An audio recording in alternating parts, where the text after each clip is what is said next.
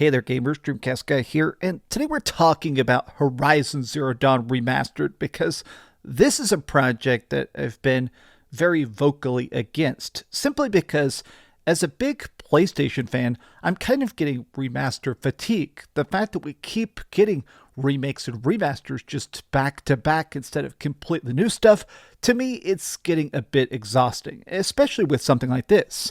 I am obsessed with the original Horizon Zero Dawn and even Forbidden West. I mean, both of them are incredibly polished games with cool open worlds and an incredibly good story, but I just wasn't thrilled about the idea of getting so many remakes in just this year. The fact that we got The Last of Us Part 2 remastered and now this remastered. Let's talk about it though, because I decided to buy it and to play it with an open mind to see, was I wrong? Let's discuss. Hi, hope you're having a great day, and if you could please give this video a like and subscribe if you haven't already. Now, before we get into this, let's start with two important pieces of information. First up, this is a PlayStation 5 game. It definitely looks like a PlayStation 5 game, but it has the exact original gameplay of the first game. They've changed nothing. There's no skill trees, there's no extra advancements, there's none of the cool toys and stuff we get in the later game. No, it's just the exact same gameplay. The other thing that is kind of interesting to me though is that this is a $10 upgrade. If you think Horizon Zero Dawn Remastered looks good, if you own the original, you can pop the disc into your PS5 and it's a $10 upgrade. So at least it's not a full price game like what they tried to pull with The Last of Us Part 1 remake. But let's discuss how good this looks. The first thing that really struck me, of course, is the crazy amount of extra texture detail. Like, characters and the environments are just insanely recreated. Like, when you look at rivers, the new water effects, the amount of foliage, the amount of ground cover.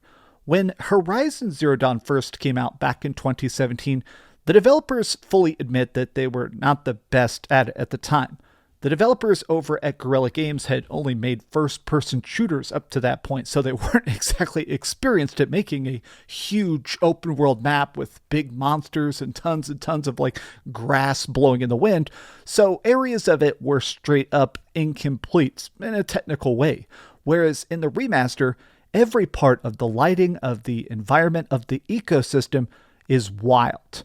At one point, I was just walking through some woods and it started to rain. And I noticed Aloy stopping and just feeling the rain on her skin. And then as the rain stopped, the sun comes out and it just looks so good. The lighting system has been straight up yoinked from Forbidden West. Now, if you didn't play Forbidden West, the sequel to Zero Dawn, that game had some of the best facial features, best lighting, best just general way of making scenes look so vibrant. And they took that system and backported it to this. I seriously cannot praise the way this is lit enough. They call it, I think, the 5-point lighting system. Essentially, it's lit more like a Hollywood movie. In the original version of the game, it would kind of just pick a lighting direction and then everything would be lit in that one direction. And for certain cutscenes or certain interactions, it definitely just didn't look quite right. Whereas now, everything is lit more evenly, more actively, more livingly. And that is really good.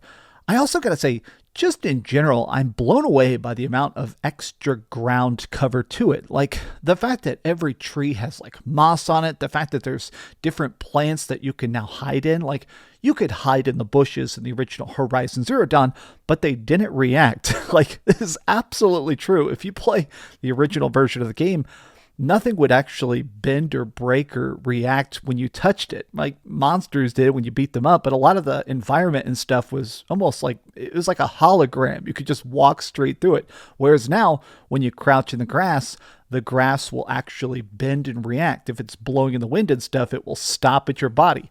That little bit of collision detective definitely adds to the beauty of it, though. I just think the entirety of this world, especially certain times where I'm going through like a cauldron, which are like the optional side quest dungeons, everything is glowing. There's this crazy mist, and watching the way the light is trying to refract through a cloud and stuff. This is gotta be the most you could remaster a game before it technically counts as a remake.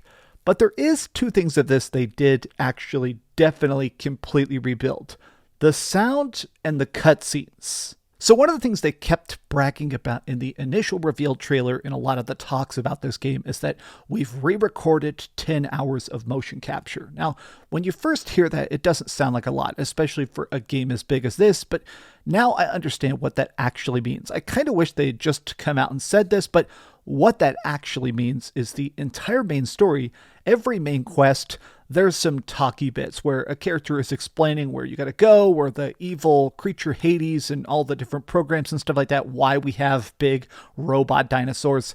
Every main story quest has had the faces, the motion capture, the actions completely reconstructed from the ground up. Now, the reason that is so dang impressive is that in the original version of the game, faces could be a bit stiff. I like to call it PS4 puppet face, where a lot of early PS4 games, they kind of had that problem where they had the graphics, they had the resolution, but they weren't good yet about scanning people's faces to perfectly mimic all those micro expressions that real human faces make.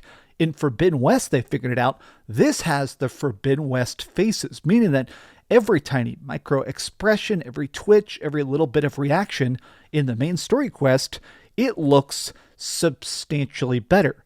But notice I have to keep saying main quest because I did do some side quests, and it looks like every side quest NPC I interacted with, they still pretty much look like the PS4 people. Like, they've got updated skin textures, but they still talk in that incredibly stiff way, and Aloy responds to them like that as well. It's kind of odd, but I feel like the disparity is kind of forgivable. The other thing they completely remade is the audio system. So I don't know if you guys watch those cheesy how the PS5 work kind of videos that Mark Cerny does, but he talks about the fact that one of the core things that is different about the PS5 is the 3D audio programming, where it's actually able to simulate the way your ears are picking up sound in the environment. They have applied full 3D audio to this, rebalanced it, remixed it. It sounds insane. Like, you can actually hear like an individual creek branch in the wind when a monster is trying to sneak up behind you and stuff like that. And it's very effective at pulling you deeper into the world. But I also have to say, the remixed audio sounds so much better for the cutscenes. I am a big fan of Horizon, which means I was incredibly sad when Lance Reddick passed away. One of the main characters who's sort of an antagonist, sort of like a rival, is a guy named Silence. And I replayed some main story missions with Silence in it, getting a chance to hear Lance Reddick's original acting, his original portrayal of the character, but now with the voice so much better balanced.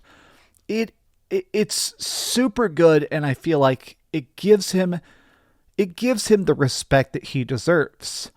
So I guess I gotta say, this is a beautiful remaster. It is a good upgrade, but I still stand by my original complaint in that I feel weird that they keep spending what is clearly tens of millions of dollars on these remasters, right?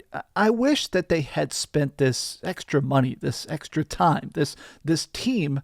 I wish they just had them hard at work on Horizon 3. Like, maybe that's still in the works, but this universe is so important to me. I just want that sequel as fast as possible. And getting constant remakes, remasters, and stuff, to me, it's not as cool.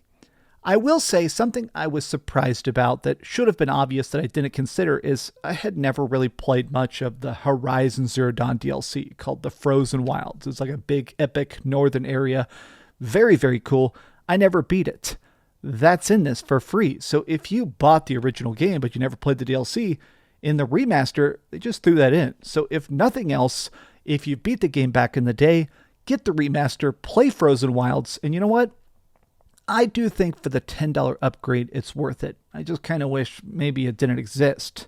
But tell me your thoughts in the comments down below, and if you enjoyed this video, be sure to give it a like, subscribe if you haven't already, and please keep dreaming.